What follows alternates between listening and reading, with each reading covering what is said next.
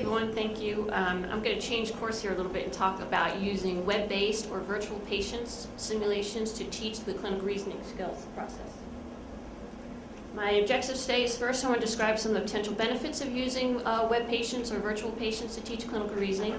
I'll demonstrate the process and the program that we use to teach clinical reasoning, and then discuss some of the evidence related to the use of virtual patients. So first, a definition of what is clinical reasoning. I think it's very hard to define, and it is somewhat domain specific. This is a definition that was put together as a composite from definitions in the literature by the Clinical Reasoning Research Group of the American Physical Therapy Association. I won't read it to you, but because you can read.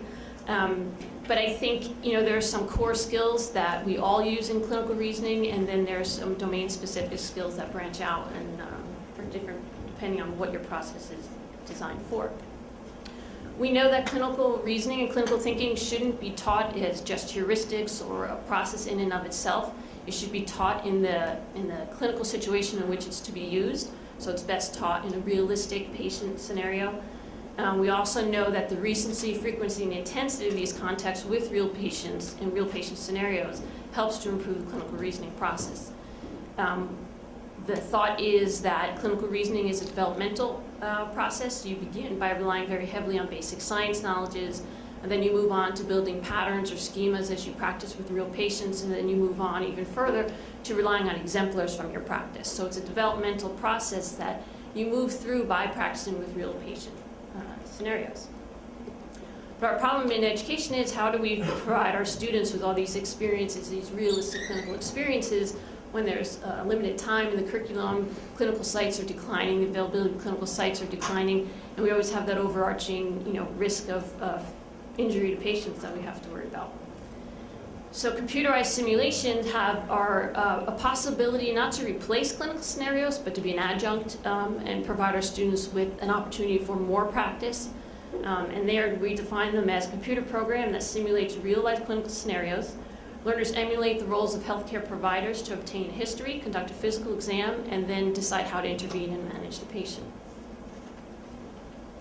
Some of the benefits of these simulations is that they can be used anytime, anywhere. Most of them are web-based, so you don't have to take your class time.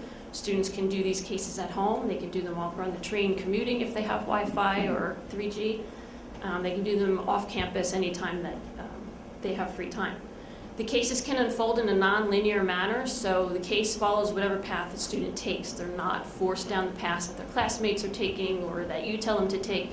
It unfolds in whatever path they decide to take. Most of the programs are computerized, of course, so they can provide with immediate feedback. So that as soon as the student finishes the case, they can get some immediate feedback on how they did on the case. You can allow the students to repeatedly access the same patient problem. So if they work through the patient problem and there are certain things that they do really well and certain things that you don't do very well and you want them to do it again, you can expose them to the exact same case again. The outcomes are based on learners' responses rather than by trained observers. So with the SP, the standard patient experiences, there is someone observing the encounter, and that observer grades the experience. In these patients in the virtual simulations, those the students' responses actually provide the scoring criteria. There's obviously no risk to these patients. And you actually can expose them to infrequently seen cases. So when you send a student out onto a clerkship or an internship or a residency or an affiliation, they're only exposed to whatever patients you have available during that time. So if there's if there are no patients post-CVA at that clinic at that time, the student's not going to be exposed to that. So these allow you to expose the students to cases they may not have seen in the clinic. There's growing support for the use of simulated virtual patients out in the field. The Liaison Committee on Medical Education now permits the use of simulated patients to meet some clerkship objectives. And the United States Medical Licensing Examination has also introduced virtual patients way back in 2009. What I'll talk to you today about are two specific virtual patient programs, DXR Clinician, which is a web-based case that is designed to teach the clinical reasoning process to medical schools, physician assistants. There's a nursing program, and it is designed specifically to teach and evaluate the clinical reasoning process. We then worked with the company DXR Development Group that wrote DXR Clinician, and we modified their program to work for physical therapists, and that is now Virtual Physical Therapy Clinician, So clinical reasoning process in DXR Clinician, the outcome is mainly for physicians, so it's diagnosis and a little bit of management.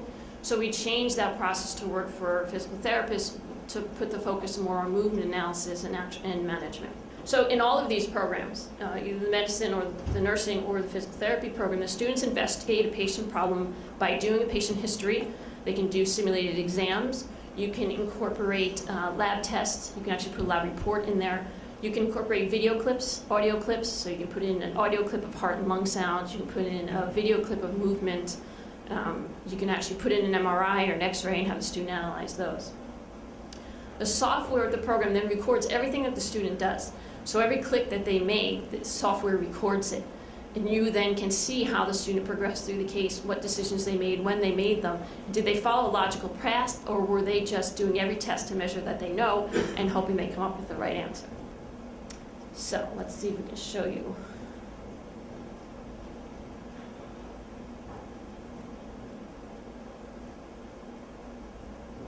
So you see here there's, I don't know, 8, 9 cases up here, and this is what the students would see. You can tell them to do all the cases. You can choose which case they're going to do. So they would choose a chart. They have their own individual login information. That doesn't look right.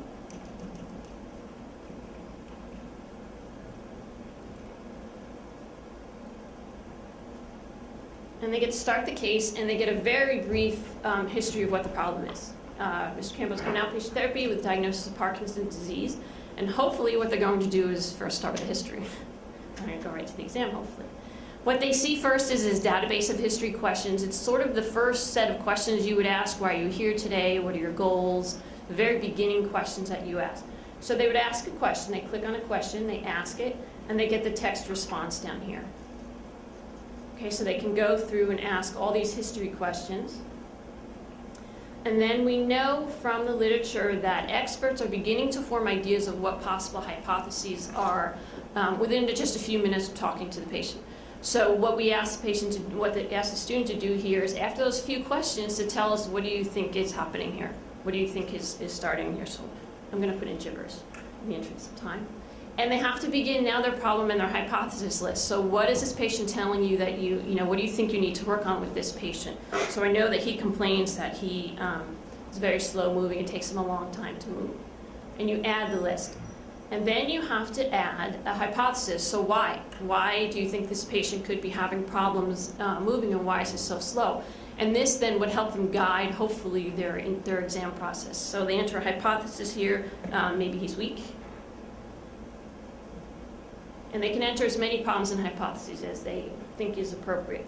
And what happens next is they get another whole database of history questions. So now they can do a more intensive history. So here they can ask if he's taking any meds.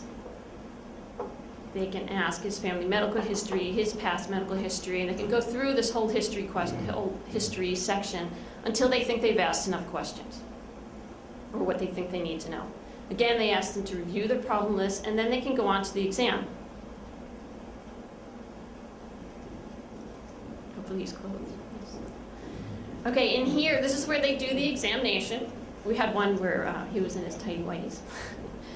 So they would choose a tool, right? So let's say we want to know the strength of his hip right. So they choose an examination tool. They choose a body part that they want to examine, and they would get a textual answer over here. Additionally, you can add a video clip. So if you want to evaluate the patient's gait, how is the patient walking, you can import video clips. Hopefully we have. Yes. So if you didn't want to give a textual answer and you wanted the students to actually look at his gait and see what was the problems, what do they think they need to work on, you can have a video clip show there, and then they have to interpret the movement and see what is wrong. So you could do the same if you wanted them to auscultate. You could have heart and lung sounds there instead of a textual response. So they would go through the exam, do all the exams they thought they needed to do in this manner, and then they would actually go to management and decide how to treat them. It asks them to prioritize their problem list. So as they're planning their management system, it wants them to prioritize their problems first so that they can prioritize their interventions. And then they have to diagnose. They have to enter a diagnosis for the patient, and then they should also justify how they came to this diagnosis. So what in their history exam led them to this diagnosis, and they should provide the actual tests and measures that got them here. Okay, and then before we move on to the management section, it gives this, the top box would be the problem list that the student came up with, and this bottom list is what you wanted them to come up with. So before they begin the case, you actually set criteria. You say what exams you want them to do, you say what history questions you want them to do, what the management should be, what their problems should be, what hypothesis they should consider. You pre-enter all that into the case, and then the computer scores them against that criteria that you set. So at this point, before they move on to intervention, we correct them with the problem list that we wanted them to do, so that if they did mess up their actual exam portion, they don't also mess up their management section. So it's a little correction point in case they didn't quite get where the problem list they needed to get to.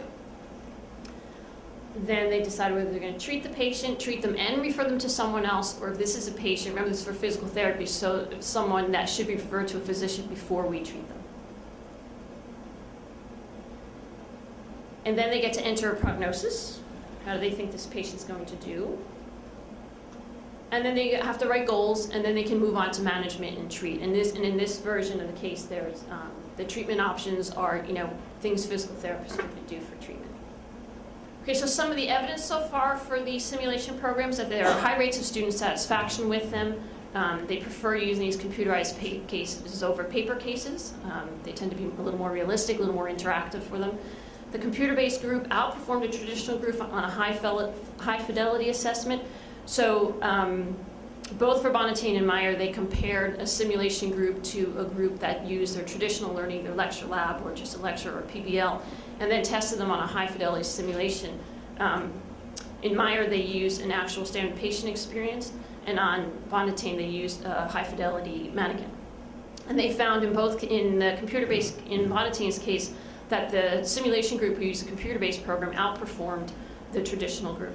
And Meyer reported there was no difference in transfer of learning between the groups that used a human simulator or a mannequin, who were trained on a mannequin. So it's nice that you don't lose that transfer of learning to clinical practice.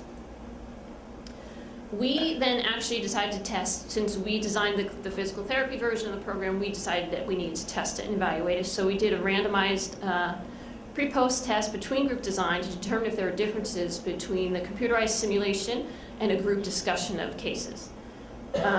We kept the case content consistent between the two groups, so we took our group of students in pathophysiology and we split them into, we randomly assigned them to either the simulation group or a group where there would be a faculty facilitator with them facilitating them through the same case. So they would ask questions and the facilitator would give answers instead of the computer. Both groups did 6 cases, or were completed over the course of a semester, and we used a mixed method design because we not only wanted to learn about objective measures, but we also wanted the students' perceptions about what they thought about the 2 different methods of learning. So we were specifically interested in the effects of the simulation versus the large group discussion on the students' clinical reasoning skills. On their knowledge acquisition, we wanted to make sure that the simulation didn't inhibit learning in any way and that they still learned what they needed to learn, and also on transfer of knowledge. So we assessed clinical reasoning using the Health Science Reasoning Test, which is a standardized test of clinical reasoning designed for health students. It's written by Insight Assessment, the same company that wrote the California Critical Thinking and the Disposition Inventory. And what we found is that although the simulation group did score higher on the post-test than the traditional group, the large group, the difference wasn't statistically significant, but there was a 1.1 difference in their score. The Health Science Reasoning Test also provides you subscale scores of induction, deduction, evaluation, inference, and assessment.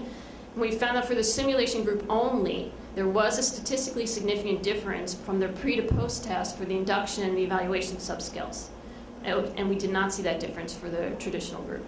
Then we looked at knowledge acquisition, which we used a multiple choice exam that had question content on the cases that were covered. And again, the simulation group outperformed the large group discussion, but it was not statistically significant.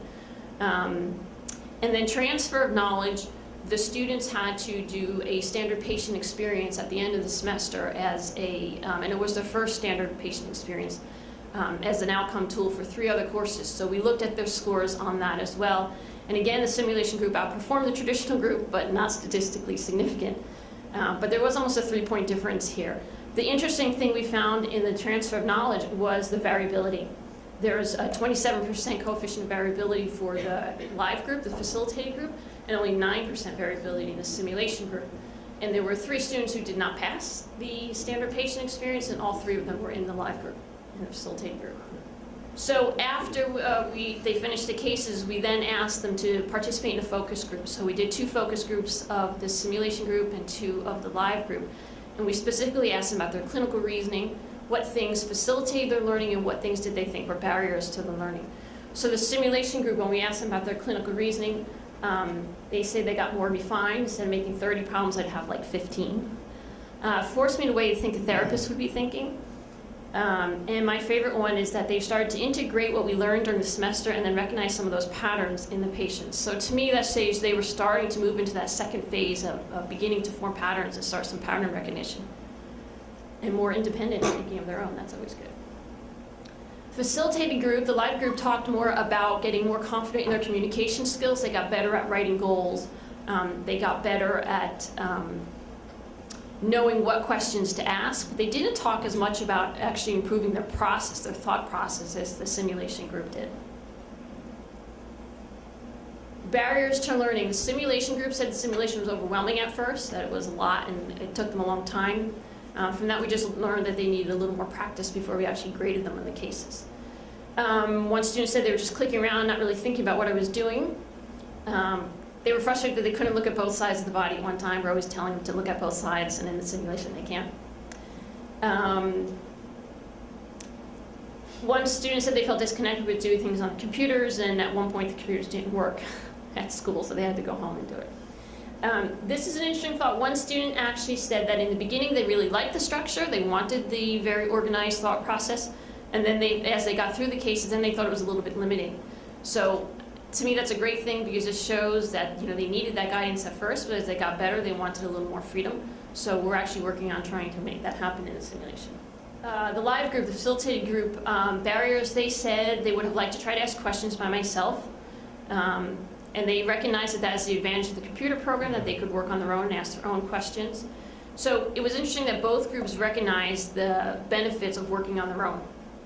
Both the group that didn't get to work on their own, although they liked the group process, they liked that they had a faculty member to facilitate them, they also realized that they were relying on their classmates. So the simulation group, things that they thought facilitated their thought process was that it was very interactive, it was guided, they liked the standard structure, organized learning.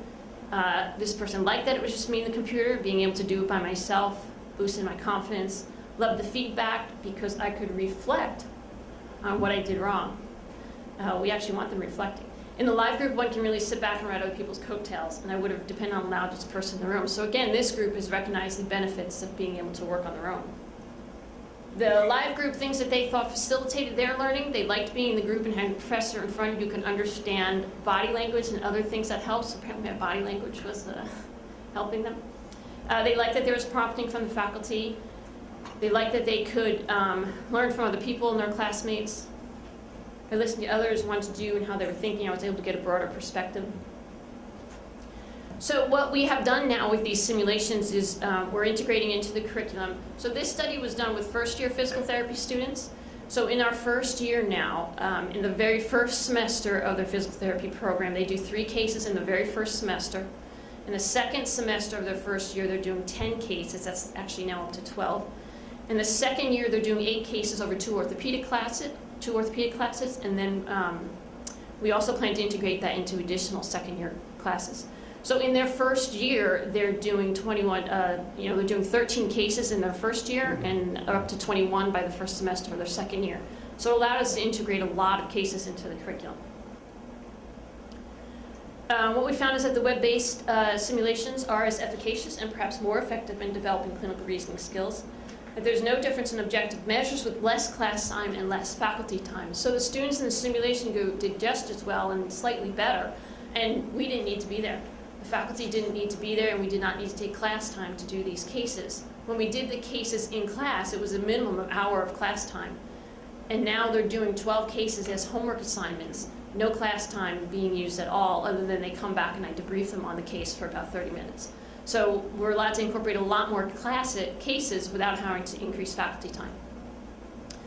I think because of that, because it takes less faculty time and they can do them anytime they want and anywhere they want, that it really gives you the ability to incorporate a lot more cases into your curriculum, thereby giving them some of that extra practice for their reasoning skills. So I wanted to thank Dr. Deutsch, whose faculty member was my dissertation chair for the program, the DPT faculty and students up at Norton because they were the guinea pigs for the program. The program was funded by Foundation of Physical Therapy and the Technology Mini Grant Program, and also wanted to thank and acknowledge JXR Development Group who had to do the hard work of programming the simulation for us.